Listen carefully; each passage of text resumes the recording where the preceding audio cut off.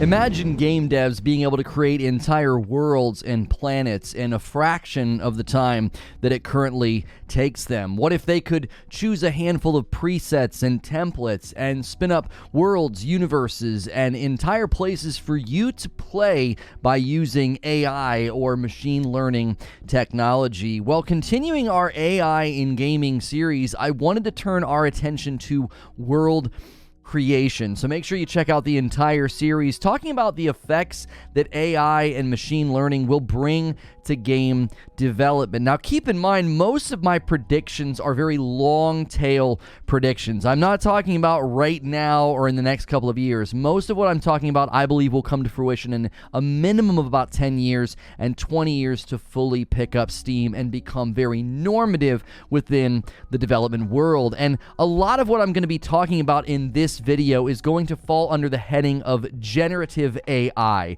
which is the idea of being able to create things automatically. Let me give you a definition.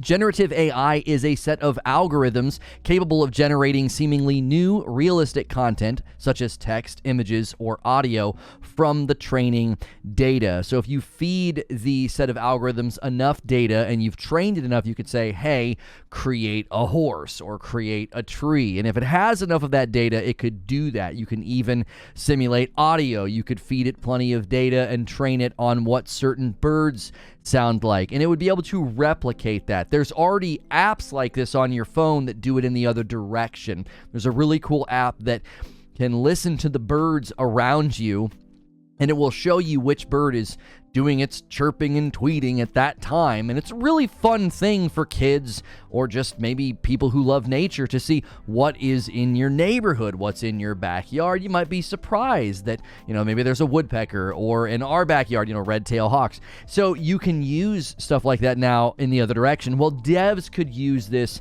to spin up certain things rather quickly. And I think some people look at this stage in technology evolution as a problem. Wired.com speculated in an article that automating artists' jobs is not exactly something that they would consider to be progress. We're going to talk about that in other videos, about voice acting and art and what this could do to some fields of creation. But they also pointed out a really long thread from somebody named Andreessen Horowitz, who, quote, touted a generative AI revolution in games that would do everything from shorten development time to change the kinds of titles being made. Now, in addition to that, Wired.com reported that, quote, the following month, Andreessen, his partner, Jonathan Lai, posted a Twitter thread expounding on a, quote, cyberpunk where much of the world or text was generated, enabling devs to shift from asset production to higher order tasks like storytelling and innovation,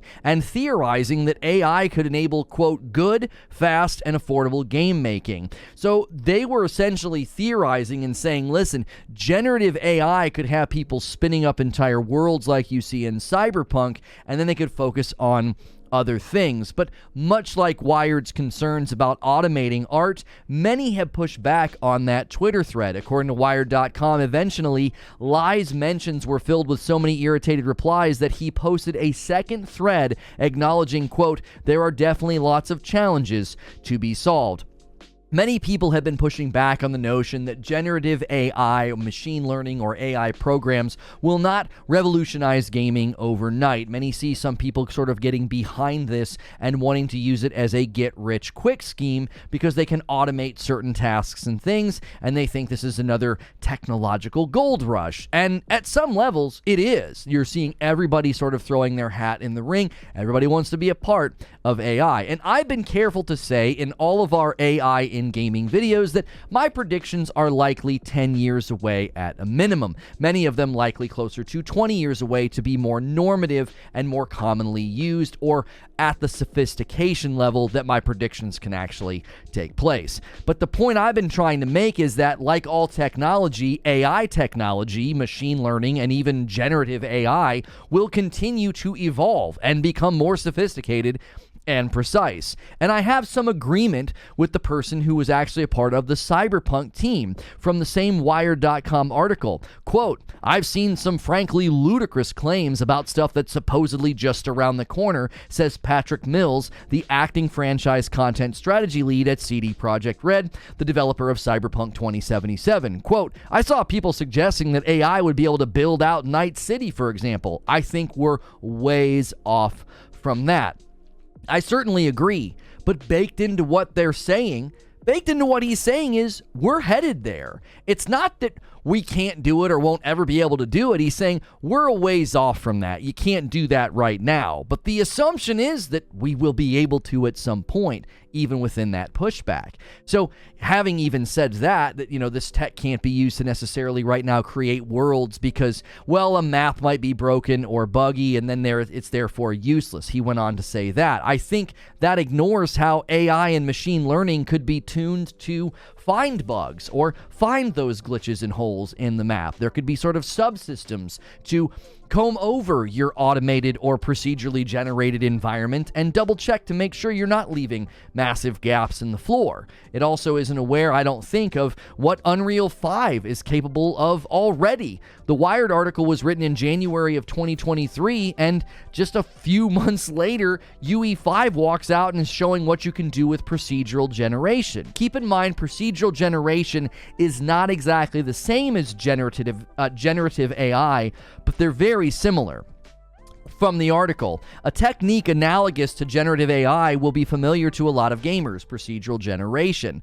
This person was saying, for argument's sake, that you'd be happy to say that procedural generation is in the same sort of area as generative AI. He describes their connection as kind of a sliding scale, but procedural generation typically doesn't use machine learning. Rather than an AI model, it uses predetermined equations, generating, for example, gargantuan cosmos like you see in No Man's Sky.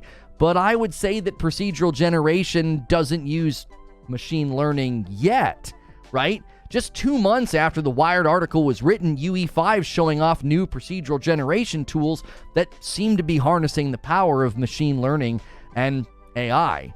In a tech demo, Epic Games showed how a large, detailed 4km by 4km, that's 4 kilometers by 4 kilometers environment, was procedurally generated from just a small hand-built area that was only 200 meters by 200 meters. That's basically 2.5 miles by 2.5 miles from just a 650 feet by 650 feet environment. Just 2 months after criticism of generative AI being overhyped, we have a game engine showing off what will likely be one of the seed beds for generative AI and procedural game creation coming together.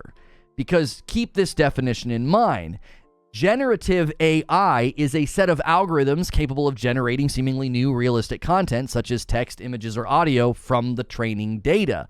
So the more advanced machine learning becomes alongside procedural generation, the two could work in tandem.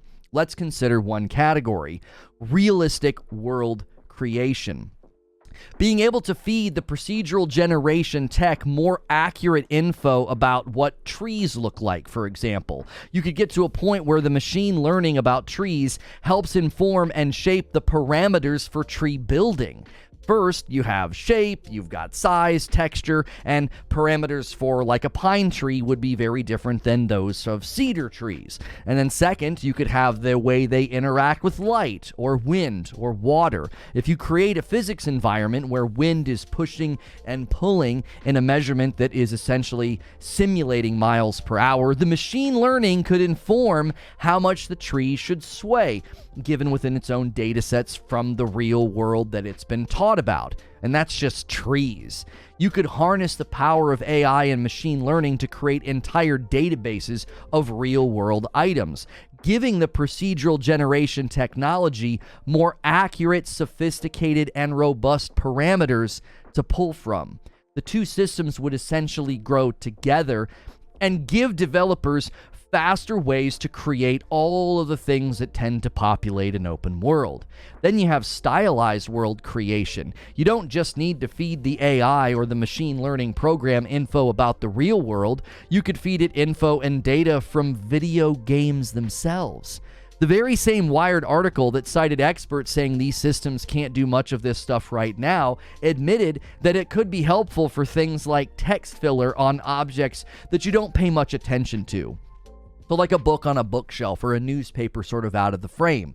If a game is in a stylized way, you could set parameters on how to fill the world with objects and landscapes within that style, essentially teaching the game its own aesthetic, its own version of what everything should look like. You'd set those parameters and then it could go. Again, using machine learning and procedural tech in tandem. But the article by Wired basically ends by saying that in its current state, generative AI and machine learning won't replace human workers. And none of my predictions have ever really considered that.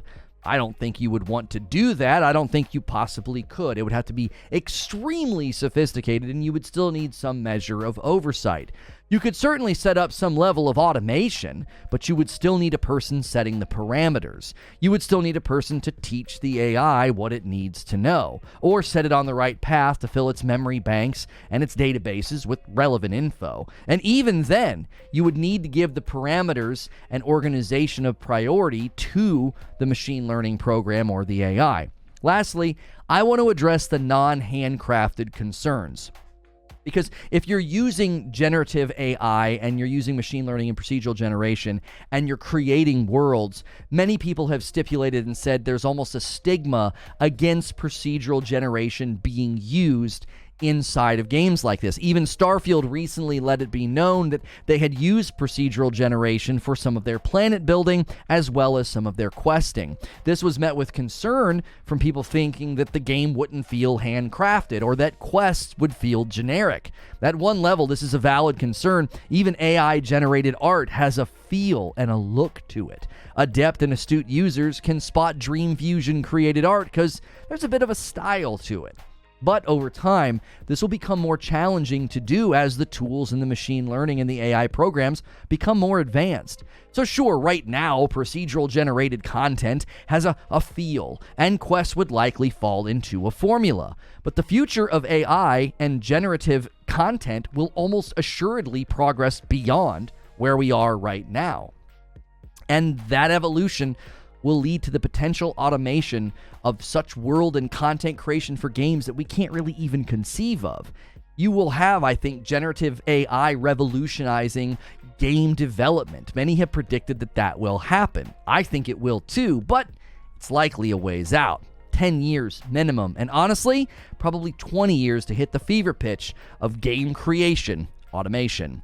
Let me know what you think in the comments below. Be sure to check out the entire series that we've been doing about AI in gaming and leave those comments below. Hit like, hit subscribe so I can see you in the next video.